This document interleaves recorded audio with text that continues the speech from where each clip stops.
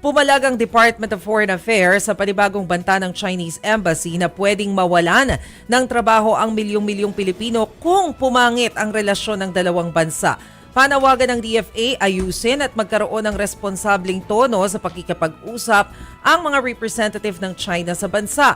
Matatanda ang ilang linggo na ring nakakatensyon sa pagitan ng ilang opisyal ng Pilipinas sa Chinese Embassy, kabilang na ang panawagan na palitan ng Chinese Ambassador at pagdeklara ng persona non grata ng Municipality ng Kalayaan sa Palawan. Oy, pero mabilis daw yung sagot ni President Marcos. Anong tanongin niyo tungkol doon sa suggestion na persona non grata kay Chinese Embassy? Alam mo, hindi ko alam kung anong pronunciation ng pangalan ni Chinese Ambassador to the Philippines. Jing Chuan ba?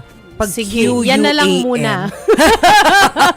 Basta Chinese ambassador po siya to the Philippines. O basta yan, Chinese friends. Paano pronunciation nun? Pero so, ang sagot daw agad ni PBBM, kwento ni Yusek Clear, hindi pa natatapos yung question niya, sabi daw agad, no.